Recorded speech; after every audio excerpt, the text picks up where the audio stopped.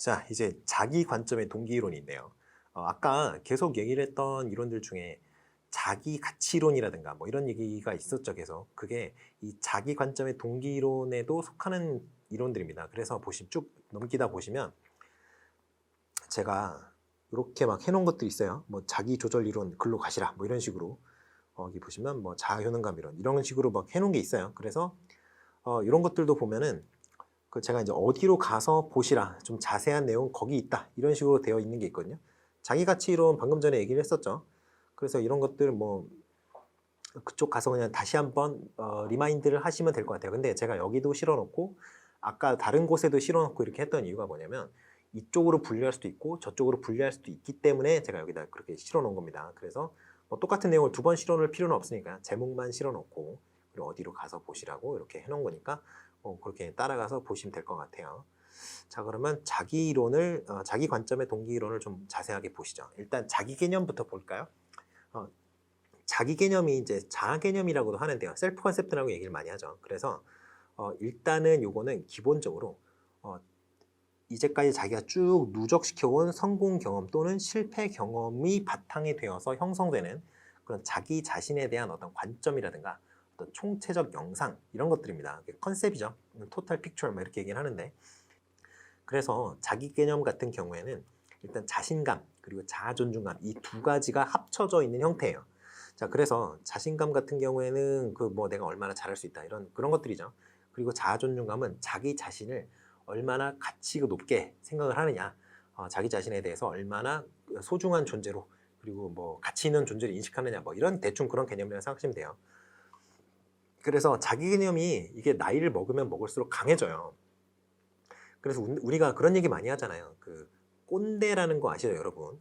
그 꼰대, 이건 약간 곁다리 얘기입니다만, 꼰대가 영어 사전에 꼰대 그대로 실려 있는 거 아세요, 혹시? 브리타니커 백과사전에도 꼰대라고 그냥 실려 있죠. 참, 우리가 이제 한국 문화나 한국의 어떤 여러 가지 단어가 해외로 수출된 단어 중에 뭐 욕 있죠, 욕. 뭐, 그, 시옷 이렇게 시작하는 거, 시옷, 비옷 이렇게, 비읍 이렇게 되는 그거 있죠. 그것도 그대로 수출이 됐고요.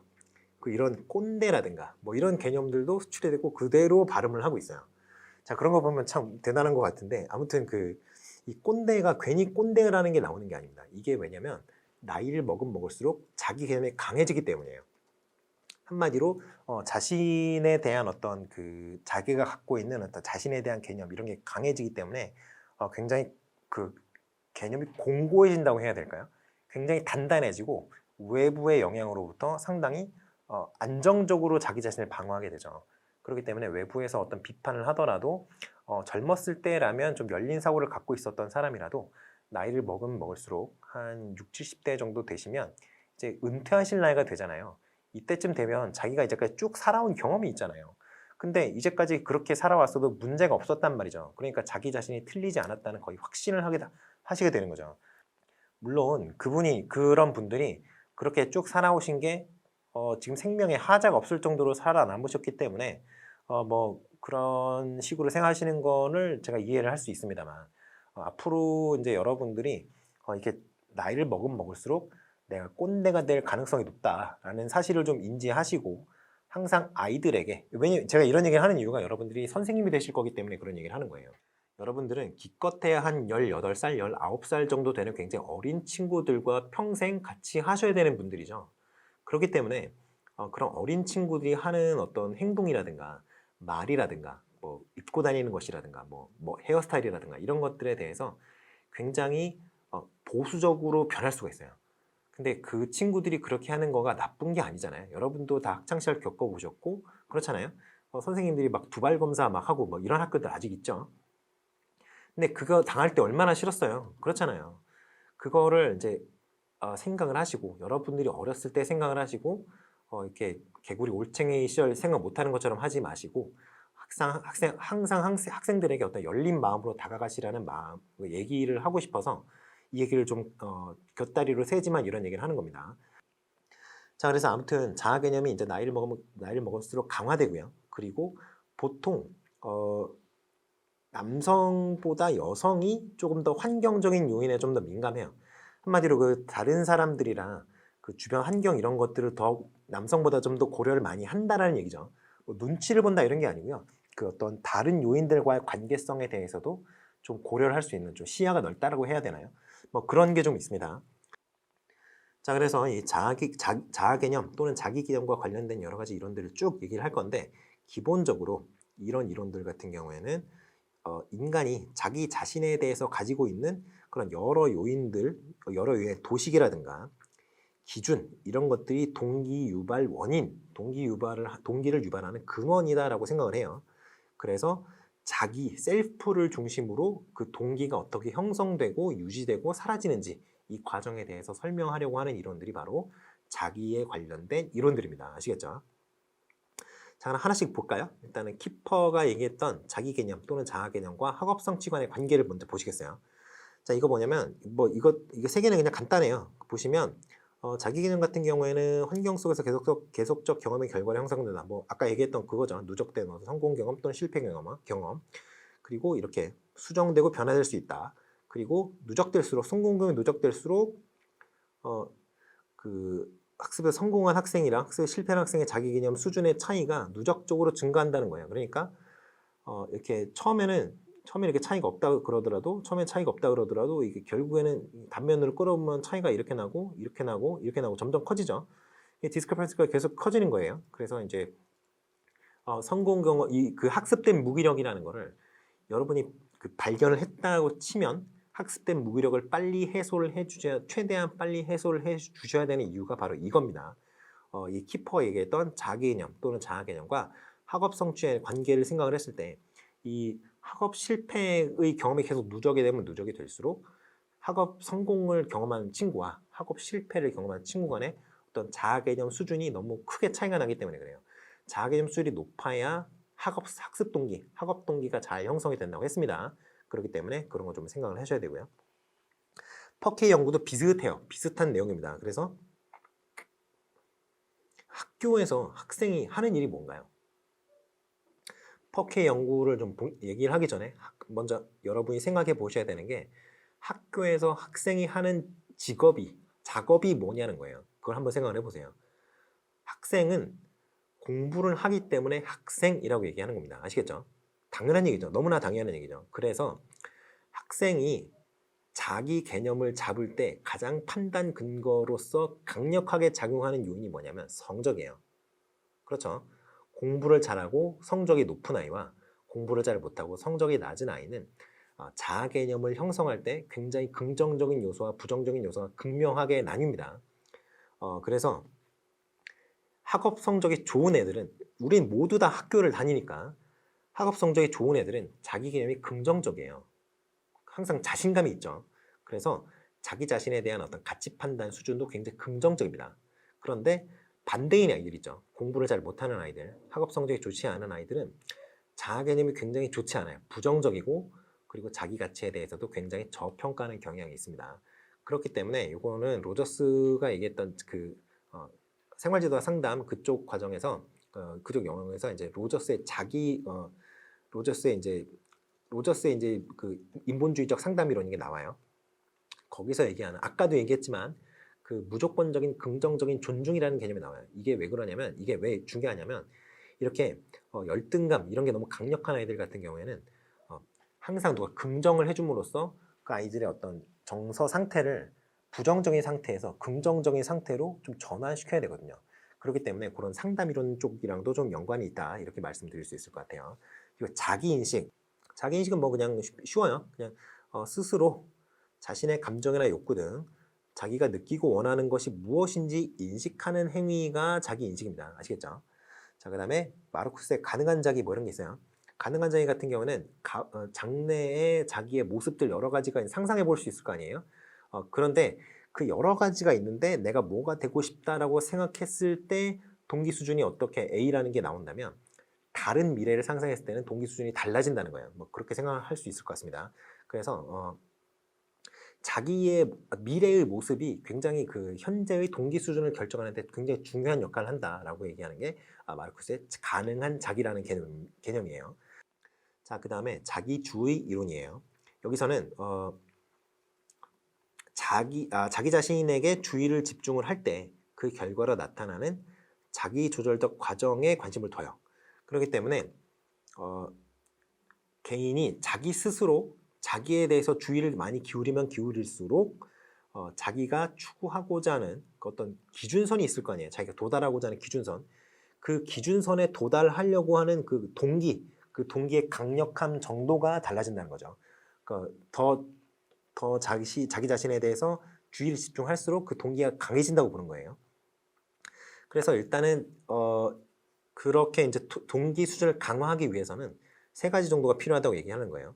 자, 그리고 여기서 자기 집중적 주의가 먼저 필요하고요. 그리고 명확한 행위 기준, 그리고 노력을 계속 기울이기 위한 충분히 좋은 결과 기대. 이 3가지가 동기 수준을 강력하게 만드는데 좀 중요한 요인으로 작용한다라는 거죠. 쉽게 말해서 이게 동기 이론인데 약간 기대가치 이론과 약간 유사한 점이 있다고 생각하시면 되겠습니다. 자, 그래서 이게 결과 기대가 여기 아까 그 성공 기대 이 결과 기대가 성공 기대와 어떤 그 결과물에 대한 가치 인식 있죠. 그 2가지를 좀 짬뽕해 놓은 개념이라고 생각하시면 돼요.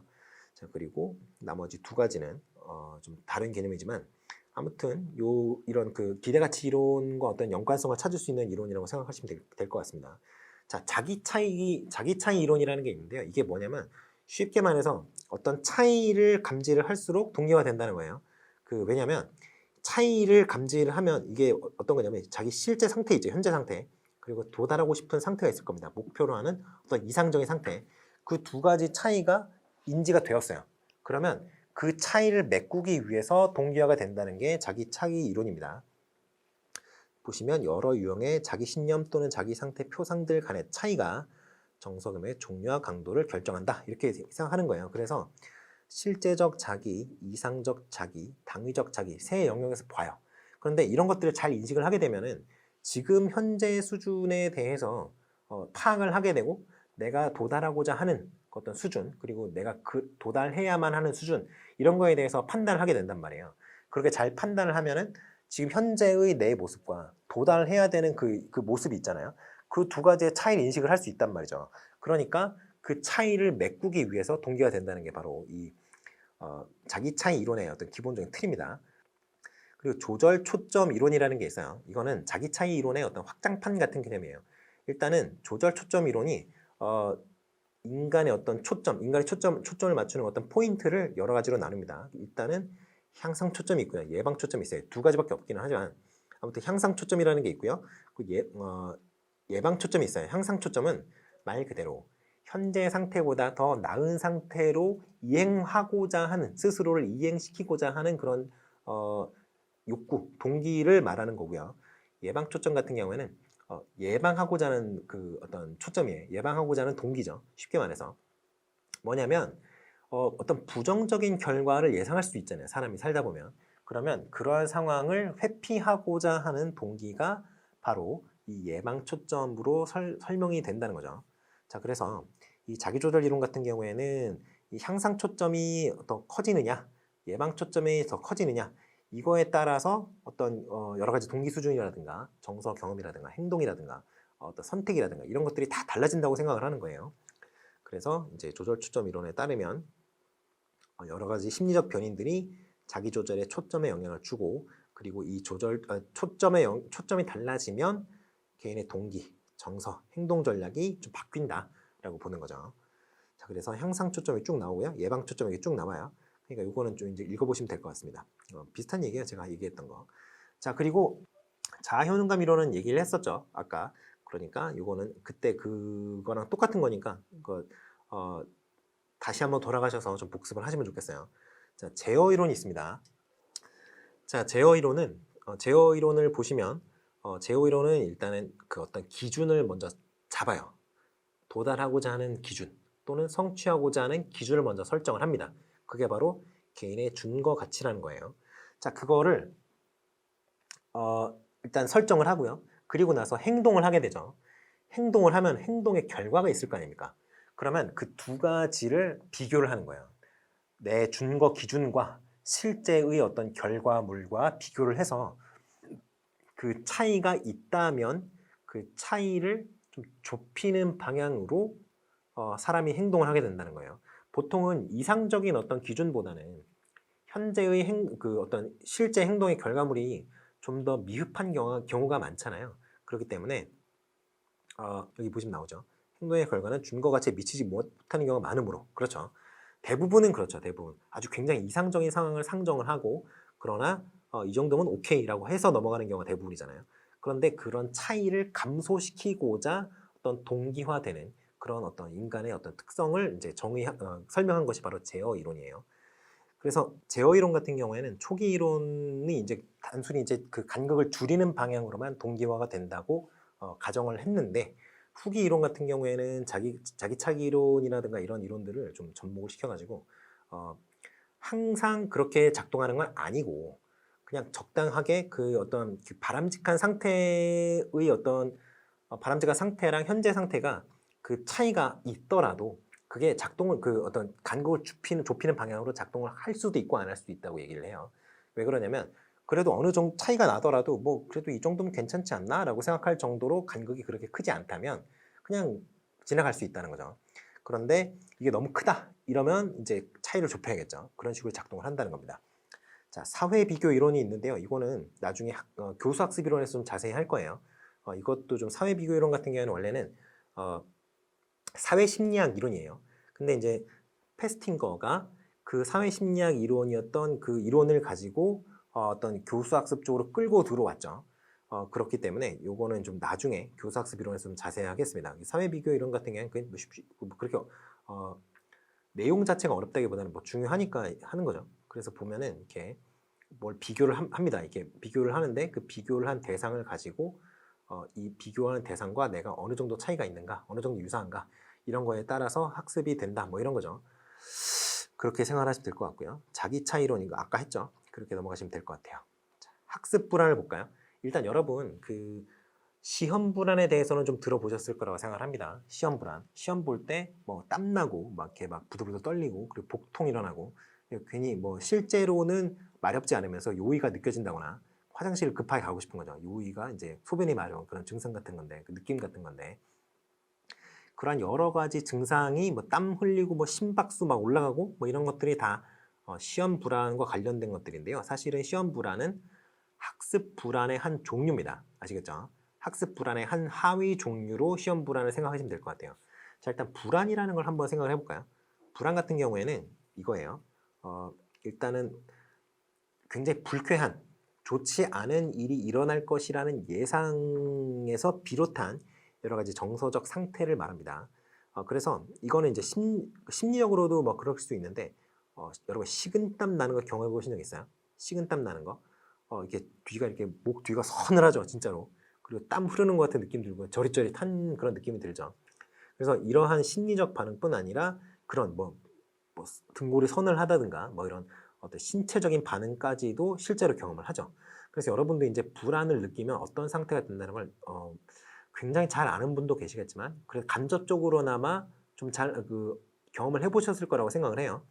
그래서 이게 일반적인 수준이라면 우리가 이거를 뭐 크게 다루지 않겠죠. 뭐 다 불안하니까요. 다 그렇잖아요. 뭐 시험 보기 전에는 항상 불안하다가 시험 문제를 보고 나면 불안이 싹 해소되는 그런 걸 다 경험을 하셨죠. 자, 그래서 그러한 것들이 이제 불안인데 이게 평범한 우리가 이제 일상적으로 우리가 경험할 수 있는 그런 수준보다 훨씬 강한 강도로 나타나게 되면 이게 좀 문제가 있는 거죠. 그래서 뭐 공포와 뭐 이런 유사한 것 같으면서 상이한 측면이 있다 뭐 이런 건데 이거 그냥 읽어보시면 되고요. 자, 불안 같은 경우에는 크게 세 종류로 나눌 수 있습니다. 자, 방법 불안이 있어요. 이게 뭐냐면 크게 나누면 이제 자, 그래서 불안의 종류를 보시겠어요? 자, 불안의 종류에는 크게 세 가지가 있습니다. 첫째는 방법 불안이에요. 이거는 내가 공부를 하는 방법이 맞나? 이거 굉장히 여러분들 중에 많은 분들이 경험하실 수가 있는 그런 불안이에요. 이게 제가 오리엔테이션 때 그런 말씀 드렸죠. 합격 수기 많이 보지 말라는 말씀 드렸죠. 이게 왜 그러냐면 여러분이 공부를 하시다가 모의고사 같은 걸 보시거든요.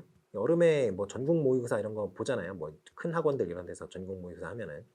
근데 그런 전국 모의고사 같은 거 보면은 성적이 내가 원했던 만큼 안 나올 확률이 굉장히 높죠. 그러면 내가 이제까지 공부한 것이 잘못되었나? 라는 불안에 휩싸입니다. 그래서 그런 경우에 다시 합격 수기를 찾아보죠. 그때 그 합격 수기가 어디 있었는데? 근데 그것만 찾을 수 있나요? 다른 것도 보게 되죠. 그러면 여러분이 공부하는 방법 자체가 잘못되지 않았더라도 그냥 학습량 자체가 아직 조금 부족해서 성적이 안 나왔을 뿐인데 공부 방법을 바꿔버리는 경우가 생겨요. 그래서 다시 처음부터 학습을 하셔야 되죠. 그리고 노트 필기, 뭐 요약집 이런 거 자기가 스스로 써서 하시는 분들 굉장히 많잖아요. 그런데 그걸 다시 싹 바꿔야 되죠. 왜냐하면 공부 방법이 바뀌었으니까요. 그래서 지난 몇 개월의 시간 자체가 무의미하지는 않았겠지만 그럼에도 불구하고 새로이 학습 방법을 적용을 하면서 또 한 달, 두 달의 시간을 무의미하게 낭비하는 그러한 어떤 불차를 여러분이 이제 버릴 수가 있어요. 그러지 마시라는 거예요. 학습 방법 불안, 이해합니다. 이해해요. 여러분이 이제 불안하죠. 여러분 합격자가 아니기 때문에 내가 하는 방법이 맞는가? 이게 굉장히 불안할 수 있어요. 그렇기 때문에 여러분이 뭔가 굉장히 어려운 일이 있으면 저한테 이제 얘기를 해서 상담을 받으라고 하는 이유가 바로 그런 이유 때문입니다. 여러분이 한 명이 경험하는 것보다 여러 명의 경험을 바탕으로 해서 평균치를 낸 데이터를 갖고 있는 사람이 얘기해 주는 게 훨씬 더 유리할 수 있어요. 그래서 개별적인 어떤 학습 방법 자체는 여러분들이 잘 찾아서 하셔야겠지만 전반적인 틀은 제가 말씀드린 대로 잘 자고 잘 먹고 그리고 학습 시간을 충분히 보장하는 그런 기본적인 틀에서 벗어나면 안 된다는 거예요. 근데 세부적인 방법을 여러분이 하시는 방법 자체가 나쁜 게 아닐 확률도 높은데 괜히 남의 거 보고 따라하다가 망하지 말라는 겁니다. 아시겠죠? 자, 일단 방법 불안이 그런 거고요. 결과 불안 같은 경우에는 이제 여러분 학교에서 굉장히 많이 보셨죠? 실제로 여러분이 그러한 행위를 하셨을 수 있어요. 점수 서로 막 보여주고 막 이런 친구들도 있는데 점수를 끝까지 얘기 안 하는 친구들도 있죠. 그런 친구들이 바로 이 결과 불안에 해당되는 케이스라고 할 수 있겠습니다. 왜냐하면 내가 이 결과를 보여주면 다른 사람들이 날 비웃을까봐 그러는 거예요. 그래서 자기가 시험 본 거에 대해서 적극적으로 타인으로부터 숨기고 싶어하는 어떤 불안 상태가 바로 결과 불안이에요. 자, 시험 불안이 나왔습니다. 이게 시험 불안이 가장 중요하죠. 시험 불안 같은 경우에는 좀 특수한 상황이죠. 방법 불안이라든가 결과 불안 같은 경우는 일반적인 상황에 많이 가까워요. 근데 시험 불안 같은 경우에는 시험을 보는 그 상황 자체가 일반적인 수업 상황과는 많이 다르잖아요. 보통 우리가 중간고사, 기말고사를 볼 때 어떤 상황에서 시험을 보나요? 약간 통제된 실험실 상황에서 시험을 많이 보죠. 통제된 실험실까지는 아닙니다만 일단 통제가 되어 있죠. 줄간격도 맞추고요. 컨닝하면 안 되니까. 줄간격 맞추고 이제 다른 사람과 대화가 차단이 되고요. 부정행위니까. 그런 여러 가지 이제 통제가 가해져 있는 상황에서 시험을 보게 되는데 그렇다 보니까 평소와 다른 분위기가 되고 그러한 분위기에 제대로 적응을 못하는 데다가 예를 들어 결과 불안이라든가 그 어떤 다른 불안 요소까지 가미가 된다면 이제 시험 불안이 급격하게 상승할 수 있는 거예요. 제가 아는 그 친구 중에 이런 친구가 있습니다. 이 친구가 공부를 못한 친구가 아니에요. 곧잘 해요. 곧잘 하는데 수능을 3번 봤거든요. 그 3수까지 한 친구죠. 근데 평소에 모의고사를 보면 잘 나와요. 그 모의고사 시험지가 유출되지 않고서야 모의고사 점수가 그렇게 잘 나오지 않을 수가 없잖아요. 그런데 제 친구예요, 제 친구. 그런데 얘가 수능을 보면 진짜 죽을 쓰는 겁니다. 거의 한 30점, 40점 떨어져요, 진짜로. 그러니까 이런 친구들이 바로 시험 불안에 굉장히 극심하게 노출되어 있는 친구죠. 이게 30점, 40점이면 진짜로 지역이 달라지잖아요. 서울 시내 대학을 충분히 갈 수 있는 친구인데 꼭 지방대로 내려가야 되는 그런 케이스가 나오는 거죠. 아니면 같은 서울, 인서울이라도 과가 굉장히 차이가 많이 나는 과를 간다든가 뭐 이런 식이에요. 근데 삼수할 때 진짜 열심히 공부를 했는데 그 친구가 그랬는데 삼수 때가 제일 망했죠. 모의고사 때랑 실제 시험이랑 거의 80점 차이가 나가지고 결국에는 그냥 서울 소재 대학 그냥 대충 나오고 그냥 말았어요. 더 이상 뭐 더 좋은 데를 가고 싶었는데 계속 시험을 볼 때마다 점수가 점점 떨어지니까 어쩔 수 없었죠. 뭐 어떻게 했어요. 근데 아무튼 이런 친구들이 바로 시험 불안을 겪는 친구들이에요. 그래서 여러 가지가 있는데 요인이 여러 가지가 있는데 일단 걱정이 있고요. 그리고 정서성이라는 2가지 요인이 바로 시험 불안을 구성하는 요인입니다. 일단 정서성 같은 경우에는 생리적인 어떤 그 반응까지도 이제 정서성이라는 이 요인에 포함이 된다고 생각을 하시면 되겠어요. 자, 그래 시험 불안을 그럼 어떻게 없애느냐? 시험 불안 같은 경우에는 고전적 조건화 기법을 많이 사용을 합니다. 일단은 그 나중에 그 생활지도와 상담에서 이런 어떤 생리적인 반응이라든가 어떤 그 심리적인 반응, 여러 가지 부정적 반응에 대해서 어떻게 치유를 할 수 있는지에 대해서 좀 나와요. 근데 그때는 조작적 조건화를 사용하는 방법이 나오고 그리고 고전적 조건화를 사용하는 방법이 나오는데요. 이 둘 다 고전적 조건화랑 조작적 조건화랑 차이가 그다지 없잖아요, 사실. 일반적으로 봤을 때는 그 상황에 노출되어 있는 사람 입장에서 봤을 때는 큰 차이가 없단 말이죠. 그런데 이거는 좀 다른 이유, 왜 고전적 조건화를 굳이 사용을 하느냐라고 하느냐면 시험은 스케줄이 이미 정해져 있기 때문이에요. 보면은 우리 중간고사가 보통 이렇게 학기가 이렇게 3월부터 시작을 한다고 치면은 보통 7월 초, 6월 말에 학기가 끝나죠. 대학교 기준으로 생각을 하면. 그러면 중간고사 언제 봐요? 중간이잖아요. 그럼 5월에 보죠. 그리고 2학기도 9월부터 시작해서 12월까지 한다고 보면은 중간에 10월쯤 보겠죠. 10월 뭐 말 이렇게 보겠죠. 10월 말, 11월 초. 그러니까 우리는 대충 언제 시험을 본다는 걸 알고 있습니다. 이게 왜 그러냐면 1년 기록이 나와 있기 때문에 그래요. 그리고 심지어 학교에서 학사 일정을 공지를 해주죠. 물론 뭐 잘 안 들어가 보시는 분들은 뭐 확인을 잘 안 하시겠습니다만 주변에 떠드는 거 들으면 다 알잖아요. 언제부터 시험이더라. 그러니까 이게 이미 스케줄링이 되어 있는 시험이기 때문에 우연적인 어떤 그 자극 반응 관계를 기반으로 해서 어떤 그 강화를 하는 게 아니죠. 그래서 이미 고지가 되어 있는 거기 때문에 다 안단 말이에요. 우연히 적용되지 않는 거죠. 그렇기 때문에 고전적 조건화 기법을 사용을 하는 거예요. 아시겠죠? 자, 그래서 그 대학교 때 여러분 이제 중간고사, 기말고사 보기 전에 그 선생님들 중에 굉장히 친절하신 선생님들 계시잖아요. 그래서 그 선생님들 어떻게 하세요? 보시면 그 리뷰 1시간씩 해주시는 분들 계시죠. 그런 분들 보면 이렇게 뭐 어디서 나온다, 어떤 문제 나온다, 이게 중요하다, 뭐 이런 걸 알려주시잖아요. 그러니까 그런 것들이 다 시험 불안을 해소하기 위한 어떤 방법들입니다. 자, 그래서 뭐 시험과 관련된 정보를 제시하거나 뭐 시험 직전 심호흡 유도하는 방법, 심호흡이 생각보다 효과가 좋습니다. 그래서 이런 것들을 사용을 해서 시험 불안을 좀 치유할 수 있다라고 얘기를 할 수 있습니다. 자, 시험 불안 같은 경우에는 크게 두 종류가 있다고 생각하시면 돼요. 하나는 인지적 주의 모형이라고 하는 게 있어요. 이거는 뭐냐면 시험 불안 수준에 따른 학업 성취도의 차이를 인지적 방해가 강한 정도로서 설명하는 모형이 간섭 모형이에요. 결손 모형이 뭐냐? 이게 뭐냐면 시험 불안이 학습 기술의 결손, 또는 부적절한 학습 습관 이런 것들로 인해서 나타난다라고 설명하는 거예요. 그래서 이런 학습 기술이나 학습 습관 이런 것들이 좀 안 좋은 경우에는 시험 불안도 야기하고 학업 성취도도 낮추고 이런 안 좋은 어떤 결과를 불러온다라는 거죠. 자, 그렇게 생각하시면 되겠고요. 자, 그러면 이제까지 쭉 동기 이론을 살펴봤는데 결국에 동기 이론을 여러분이 학습하는 이유가 뭡니까? 아이들의 동기 수준을 끌어올리기 위해서 동기 이론을 공부한 거 아니에요. 동기에 대해서 이해를 하고 있어야 어떤 전략을 사용을 해서 동기 수준을 끌어올릴 것인지 결정을 할 수 있으니까요. 그래서 동기 증진 전략이 굉장히 중요해요. 동기에 대한 이해도 중요하지만 동기 증진 전략은 더 중요하다 생각을 하시면 될 것 같아요. 이거는 별 한 3개, 별 5개 합시다. 별 5개예요. 진짜 중요합니다. 자, 일단 학습 환경을 조성하는 방법이 있죠. 인본주의, 인지주의, 동기 이론에 근거해서 뭐 융합성 있고 개발 가능 뭐 이런 얘기 하죠. 쭉쭉 나가면 됩니다. 도전적으로 과제를 성공적으로 마칠 수 있도록 조력하고요. 과제의 목적과 이유에 대한 설명을 제공하면은 아이들이 굉장히 과제 이해도가 상승되면서 동시에 동기가 향상돼요. 이거를 잘 이해를 못 하시는 분들이 계신데 이게 왜 그러냐면요.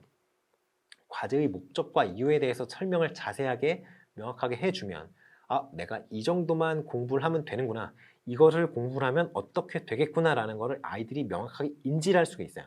한마디로 그 어떤 도달해야 되는 지점에 대해서 명확한 그림을 그려준다는 거죠. 그렇기 때문에 이런 경우에는 동기가 향상될 수가 있습니다.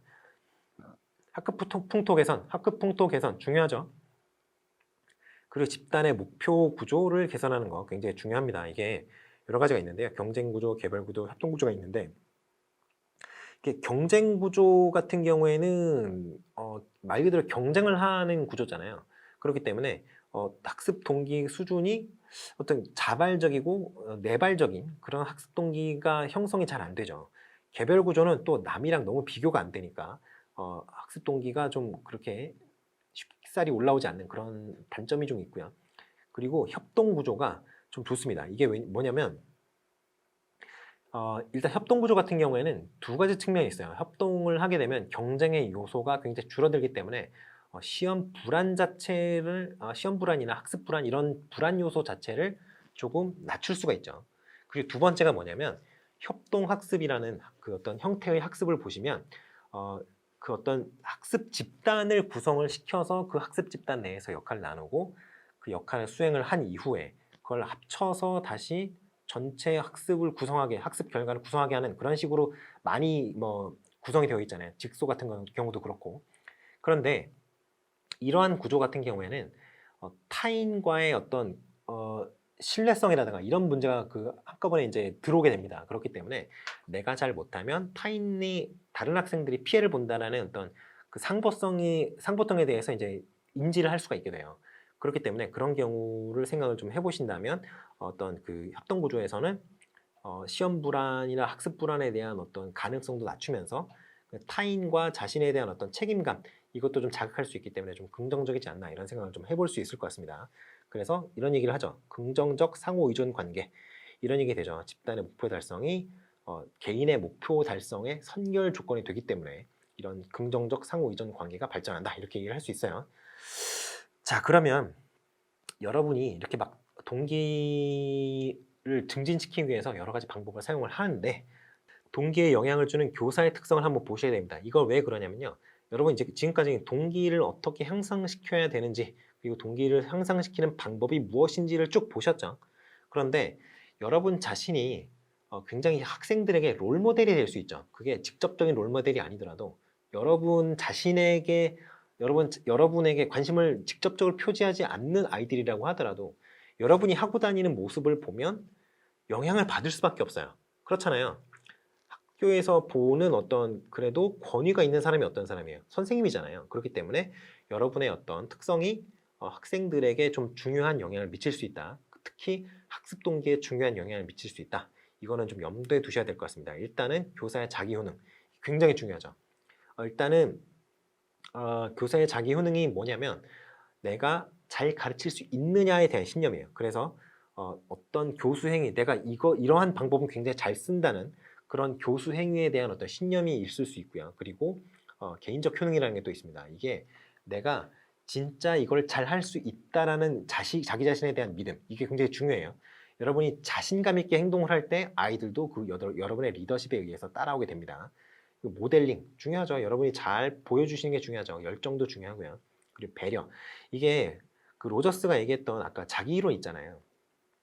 그래 로저스의 상담 이론 그거랑 관련이 돼 있는 거예요. 그 로저스의 상담 이론 같은 경우에는 약간 지금은 어느 정도 위치냐면요. 그게 어떤 구체적인 상담 이론이라기보다는 어떤 상담을 행하는 상담자 그리고 내담자를 대하는 상담자의 어떤 기본적인 마인드셋 정도로 생각하시면 되겠어요. 그래서 학생에 대한 공감, 존중, 보호, 어떤 성장 이런 것에 대한 노력이 좀 중요하다라고 얘기하는데요. 그래서 이런 것들을 좀 생각을 하시면 될 것 같습니다. 자, 기대, 자성기원 효과가 나오는데요. 이거는 조금 이따 보도록 하겠어요. 자, 구체적인 수업 전략에 대해서 보셔야겠죠. 구체적인 수업 전략. 이게 굉장히 중요한 게 뭐냐면요. 요즘에는 구체적으로 그래서 어떤 수업을 전략을 쓸 것이냐라는 데까지도 물어보고 있습니다. 그래서 실제로 수업 장면에서 여러분이 있던 동기 증진 전략을 어떻게 구성하고 사용할 것인지 이거에 대해서도 여러분이 좀 썰을 푸실 수 있어야 돼요. 지금은. 자, 일단 내적인 동기유발 전략이 있고요. 내적 동기유발 전략부터 보면 호기심을 증가시키기 위해서 주의 집중을 좀 유도하고 수업의 전체적 틀 같은 걸 좀 제시할 필요가 있어요. 여기까지 하면 돼. 오늘 여기까지야. 여기까지만 하면 돼. 그러면 애들이 약속대로 또 도달점이 나오기 때문에 그러면 아이들이 저까지만 하면 끝나겠구나라고 그렇게 이제 학습에 신경을 쓰지 않는 아이들이라고 하더라도 저기까지만 하면 끝나겠네. 오케이. 저기까지는 그래. 말을 들어주겠어. 이런 식으로 마음을 먹을 수 있죠. 그게 좀 중요하다는 거죠. 목표인식도 마찬가지입니다. 목표인식 같은 경우에는 어디까지 공부를 해야 되느냐, 학습 진도가 어디까지냐, 그리고 어느 정도 수준까지 도달하여야 하느냐에 대해서 명확하게 그림을 그리고 있다면 동기가 좀 향상될 수 있죠. 왜냐하면 거기까지만 도달하면 되는 거니까 어떻게 됐든. 그 적정 난이도의 과제 지시 중요하다 그랬죠. 그리고 학습자의 참여 의도, 아까 제가 협동학습 중요하다고 했습니다. 그래서 협동학습에 참여하는 경우에 아까 제가 얘기를 안 했는데 이 내재적 동기가 증가한다는 이유가 뭐냐면 협동학습이 그냥 혼자 책 보는 것보다 재밌죠. 왜냐하면 상호작용을 하기 때문이에요. 다른 학습자랑. 상호작용이 즐거우면 즐거울수록 학습이라는 그 행위 자체에 대한 어떤 동기가 증가할 수 있습니다. 그런 긍정적 측면이 있어요. 자, 부분의 답의 제시. 이거는 힌트를 주는 거죠. 힌트. 그래서 힌트가 좀 학습 동기에 긍정적 효과가 있다는 그런 연구가 있어요. 미해결 과제의 제시. 이게 뭐냐면요. 사람이 어떤 과제가 딱 있는데 과제가 다 끝났어요. 이걸 다 해결 완전히 한 거예요. 그러면 더 이상 기억에 잘 남아있지 않는 그런 효과가 있습니다. 그래서 이제 미해결 과제를 제시를 해서 계속 아이들이 그 어떤 과제에 대해서, 토픽에 대해서 계속 주의를 집중하게 만드는 것이 좀 중요하죠. 그리고 이제 정보적인 피드백, 아까 정보 제공한다 그랬죠. 정보 기능 뭐 이런 얘기 했었잖아요. 정보 기능, 정보 제공 기능 뭐 이런 얘기를 했는데 동기가 그런 기능이 있다고 얘기했었죠. 학습 동기가 그런 기능이 있다고 얘기를 했었죠. 그래서 학습 동기가 아니라 학습 동기를 향상시키기 위해서 그러한 피드백을 줘야 된다고 얘기를 했었죠. 자, 그래서 능력 향상에 대한 피드백이 있고 목표 진전에 대한 피드백이 있어요. 자, 이게 약간 이게 시기를 좀 나눕니다. 여기서는 자아 효능감 올라가고 학습자의 자기 조절 올라간다 이런 식으로 얘기를 했는데요. 일단은 능력 향상에 대한 피드백 같은 경우에는 조금 이제 학습 말기에 주는 게 좋아요. 목표 진전에 대한 피드백이 학습 초기에 주는 것이 조금 더 낫습니다. 왜 그러냐면 여러분이 제가 여러분이 이제 보낸 뭐 질문이라든가 여러분이 써낸 답을 보고 제가 피드백을 드릴 거 아니에요. 그러면 학습 초기에는 제가 여러분 노력을 열심히 하셨군요. 그래 초수신데 이 정도면 잘하신 거예요. 이렇게 피드백을 드리겠죠. 그런데 11월 1일이 됐어요. 근데 제가 그때도 여러분 누구누구 선생님, 누구누구 쌤 초수신데 이 정도면 굉장히 잘하시는 겁니다. 무슨 의미가 있습니까? 11월 1일인데 그때는 능력에 대한 피드백을 주는 게 낫다는 거예요. 그래서 이게 사실은 이 이론을 모르고 있는 사람한테는 잘 먹히는데 이제 여러분이 알아버리셨죠. 그래서 이제 저는 그래서 여러분의 어떤 목표 진전에 대한 피드백보다는 앞으로는 계속 능력 향상에 대한 피드백을 좀 계속 드리고자 합니다. 좀 자기의 어떤 위치에 대해서 자기가 지금 학습하고 있는 그 진도에 대해서 어느 정도까지 내가 이해를 하고 있는지에 대해서 좀 명확하게 판단을 하는 게 여러분들은 성인이고 또 대학교도 졸업하셨고 하니까 좀 더 나을 것 같아서 그렇게 좀 드리려고 하고 있어요. 그리고 당연히 교사가 적극적으로 도와주는 게 좋겠죠. 외적 동기유발 전략이 있습니다. 내적 동기유발 전략이 장기적으로, 중장기적으로는 조금 더 효과적인 건 사실이에요. 왜냐하면 지속적인 어떤 노력이 유지될 수 있도록, 그 동기순이 유지될 수 있도록 하기 위한 어떤 좋은 방법이 바로 내적 동기를 자극하는 거거든요. 그런데 어떤 단기적인 강도로만 봐서는, 단기적 어떤 그 파워, 어떤 강력함, 이걸로만 봐서는 사실은 외적 동기 유발 전략이 더 강할 수가 있어요. 자, 일단 상과 벌을 잘 사용하는 방법이 있고요. 그리고 경쟁과 협동을 잘 사용하는 방법이 있습니다. 자, 구체적인 방법은 좀 이렇게 좀 읽어보시면 될 것 같아요. 자, 그리고 이제 기타가 나오는데요. 여기까지 하고 이제 오늘의 수업이 마무리가 될 것 같습니다. 자, 그 다음에 좀 기타 항목을 좀 보시면 칙센트미아이가 얘기했던 플로우, 몰입이라는 게 있어요. 몰입이 뭐냐면 자신의 능력을 충분히 다 발휘해서 어떤 그 도전적인 과제를 해결해 내었을 때 그 과정에서 내가 최대한 능력을 발휘하고 있다라고 자기가 스스로 인지하고 있을 때 느끼는 어떤 그 약간 뽐핀감? 그 정서적인 뽐핀감 이런 게 이제 몰입이라고 생각하시면 돼요. 굉장히 만족스럽죠. 내가 지금 굉장히 잘하고 있어. 이렇게 문제가 잘 풀리나? 이렇게 만족스러운 그런 상태가 바로 몰입이에요. 그래서 고난이도의 과제를 최대 노력을 통하여 달성할 때 경험할 수 있습니다. 스스로에 대한 어떤 자부심 이런 것들이 굉장히 올라가게 되죠. 어떤 어려운 문제를 해결을 하게 되면. 그래서 이게 좀 중요하다라는 걸 얘기를 하고 싶고요. 피그말리온 효과예요. 피그말리온 효과, 피그말리온 그 그리스 로마 신화에 나온 그거죠. 뭐 이렇게 그 밀랍으로 뭐 아내를 만들어가지고 뭐 신에게 빌어서 그 아내가 되고 뭐 그거 아닌가? 확실히 기억이 안 나는데 아무튼 피그말리온 효과가 뭐 이 피그말리온이 아마 그리스 로마 신화 그쪽에 나오는 그 삶일 거예요 아마. 근데 아무튼 이 피그말리온 효과 같은 경우에는 뭐 여러 가지로 이름으로 불려요. 이름 여기 쭉 나오고요.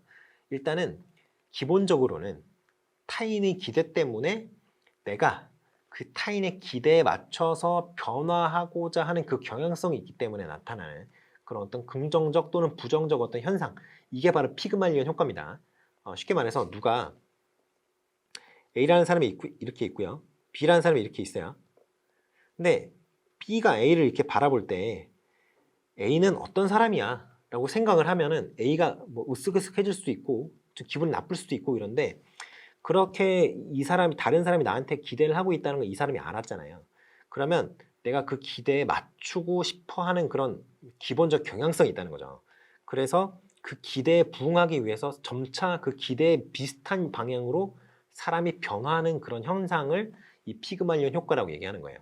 자, 좀 가만히 생각을 한번 해보세요. 몇 가지 얘기를 했는데, 자, 그러면 이 다른 사람이 나한테 대해서 기대를 한다고 생각을 해봅시다. 근데 저 사람이 나에 대해서 어떻게 생각하는지가, 실제로 어떻게 생각하는지가 중요해요? 가만히 생각을 해보세요. 아니죠. 그럼 뭐가 중요해요? 저 사람이 나에 대해서 어떻게 생각하고 있겠거니 라고 생각하는 내 생각이 중요한 거잖아요. 저 사람 실제 생각은 내가 알 수 없으니까. 그래서 좀 고난이도로 좀 꼬아서 낸다고 하면은 자기가 다른 사람이 나에 대해서 갖고 있을 거라고 생각한 그 개념에 스스로가 바뀌는 거거든요. 그렇기 때문에 그런 어떤 차이를 좀 이렇게 집중을 해서 문제를 낸다면 굉장히 어렵게도 문제가 낼 수 있는데, 사실은 그렇게는 나올 것 같지는 않아요. 너무 고난이도로 그렇게까지 뭐 명확하게 뭐 구분할 수 있는 구분할 수 있는 사람도 별로 없을 거고, 구분해야 될 필요도 그다지 없기 때문에, 여러분이 뭐 심리학자가 아니죠. 자, 그럼 자성리온 효과에 여러 가지, 이제 피그말리온 효과에 여러 가지 시리즈를 좀 보시겠어요. 골렘 효과부터 보시죠. 골렘 효과는 스티그마 효과 또는 낙인 효과라고 합니다. 이래서 선생님이 학생에 대해서 부정적인 기대를 할 때 학생이 비뚤어지는 현상을 말해요. 선생님이 나를 좋게 안 봐. 그걸 내가 알아요. 그러면 그래? 그럼 나도 그렇게 해주지. 오케이, 나를 그렇게 봤어. 그럼 나도 그렇게 해주겠어. 이렇게 하는 그런 현상을 이제 골렘 효과라고 합니다. 그 다음에 플라시보 효과. 이거는 긍정적인 자기암시 효과를 얘기를 해요. 자, 그리고 노시보 효과. 이게 부정적인 자기암시 효과인데요. 실제로는 아무 관련이 없는데 내가 스스로 부정적인 선입견을 갖고 있다 보니까 안 좋은 작용이 결국엔 반작용으로 나오는 그런 현상을 말해요. 자, 그래서 이 교육적 시사점을 좀 얘기를 해볼까요? 자, 이 피그말리온 효과의 교육적 시사점. 이게 타인의 기대가 어떠한 영향을 미치느냐가 기본적인 방향이잖아요. 그래서 자, 교육적 시사점이죠. 자, 이 피그말리온 효과가 기본적으로 뭐라 그랬어요? 타인의 기대가 어떤 사람에게 영향을 미치는 그런 현상이 피그말리온 효과라고 했잖아요. 그게 긍정적이면 긍정적인 방향으로 변화할 수 있고, 부정적인 방향이면 부정적인 방향으로 변화할 수 있고, 이게 기본 틀이라고 했죠. 자, 그래서 선생님과 학생의 관계가 그 어떤 학생이 앞으로 변화하는 방향에 좀 영향을 미칠 수 있다는 거예요. 그래서 교육적 시사점이 있다는 겁니다. 일단은 첫 번째, 근거 없는 기대를 해서는 안 된다는 거예요. 자, 왜 그러냐? 아이들이 선생님과의 관계에서 여러 가지를 느끼죠. 여러 가지를 느낍니다. 그런데 완전 개 뜬금없는, 학생들 입장에서 개 뜬금없는 소리를 하는 거예요.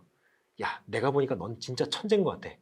넌 공부를 열심히 하면 서울대를 갈 수 있을 것 같아. 이런 식으로 얘기를 한단 말이에요. 그러면 얘가 공부를 안 하고 뭐 좀 소위 말해서 좀 그 일진 막 이런 애라고 쳐봐요. 그러면 얘 입장에서는 뜬금없는 소리잖아요. 내가 공부를 얼마나 안 하는데, 공부하는 걸 얼마나 싫어하는데, 그리고 얘가 이제까지 쭉 경험을 해봤기 때문에 알아요. 내가 머리가 나쁜지 좋은지 안단 말이에요. 그런데 뜬금없는 그런 소리를 한단 말이에요. 물론 그런 식으로 뜬금없는 기대를 해서 나쁜 효과가 안 일어나면 괜찮은데, 애 입장에서도 뻔히 안단 말이죠. 무슨 개 뜬금없는 소리를 하느냐, 개소리 하고 있네, 이런 식으로 생각할 수 있단 말이에요. 그러니까 그거는 안 하니만 못한 그런 기대가 될 수 있다는 거죠. 그래서 근거 없는 기대를 막 함부로 남발하면 안 된다는 거예요. 자, 그리고 주관적 평가 시 좀 주의를 해야 된다는 거예요. 자, 주관적 평가가 일단은 어떤 평가냐? 그러면 어떤 객관적인 기준, 다른 사람들이 다 알 수 있는 그런 공평하고 객관적인 합의가 이루어져 있는 그런 기준에 의해서 하는 평가가 아니라 그냥 개인의 주관에 의해서 하는 평가예요. 그런데 주관적 평가 같은 경우에는 일단은 평가자의 주관이 어떤 가미된 그런 형태의 평가 아닙니까? 그러니까 그 평가하는 시점에 어떤 그 평가자의 어떤 심리적인 상태라든가 그런 것들에 좀 영향을 많이 받을 수가 있어요. 신체 상태에 의해서도 영향을 받을 수가 있죠. 예를 들어서 내가 지금 몸살이 나고 너무너무 몸이 안 좋아요. 근데 심지어 등에 담까지 걸렸어요. 그러면 몸을 움직이는 것 자체가 너무 힘들죠. 그러니까 이렇게 안 좋은 상태에서 애들을 평가하면 평가가 좋게 나올 리가 없겠죠. 그래서 그런 어떤 편견을 갖고 있다거나 뭐 지금 심리적인 상태 또는 어떤 신체적인 상태가 그렇게 좋지 않다거나 이런 경우에는 평가가 좀 객관적으로 이루어질 수 있도록 여러분이 좀 주관적인 평가를 좀 지양해야 되는 그런 좀 주의점이 있습니다. 그래서 이제 요렇게 보시면 되겠어요. 평가 기준이 평가 대상에 따라 달리 적용되고 있는 게 아니냐라는 거를 여러분이 더블 체크를 해야 된다는 거 좀 생각을 해 두셔야 될 것 같습니다. 자, 그리고 대화할 때 좀 주의하셔야겠어요. 자, 여러분 저랑 대화를 할 때 여러분이 다른 사람과 대화를 할 때 여러분이 이제 저한테 이제 뭐 물어보고 전화도 하고 할 거 아닙니까? 그러니까 전화를 할 때 톤만 들어도 이 사람이 나에 대해서 어떻게 느끼고 있는지 사람들이 알고 있죠. 실제로 대면으로 이제 상담을 한다고 한다면 더욱더 쉽게 알 수 있습니다. 왜냐하면 표정이나 그 목소리의 톤이라든가 예를 들어서 제가 여러분이랑 상담을 하다가 한숨을 푹 쉬었어요. 근데 그게 내가 듣기에 굉장히 한심하다는 투로 제가 만약 한숨을 쉬었다고 해보세요. 그러면 기분이 확 나쁘죠. 그럴 수밖에 없잖아요. 근데 우리가 그걸 굉장히 기가 막히게 잘 알아차립니다. 그래서 사실 언어적인 어떤 그 상호작용보다 비언어적인 상호작용 이게 훨씬 파워가 커요. 그래서 항상 웃으면서 인사해라 이렇게 교육을 하잖아요. 매장 뭐 어디 커피숍이라든가 어딘가 좀 프랜차이즈 매장 같은 데 가보면 항상 표정이라든가 말투라든가 사근사근하게 웃으면서 좀 말투가 좀 이상하더라도 그렇게 해라라고 교육을 하는 이유가 그거예요. 우리가 사소한 어떤 표정의 변화나 말투의 변화로 그 사람이 나에 대해서 어떻게 반응하고 있는지 너무너무 기막히게 알거든요. 그렇기 때문에 그게 굉장히 중요한데 이거 선생님과 애들 간의 관계에서 똑같이 적용이 됩니다.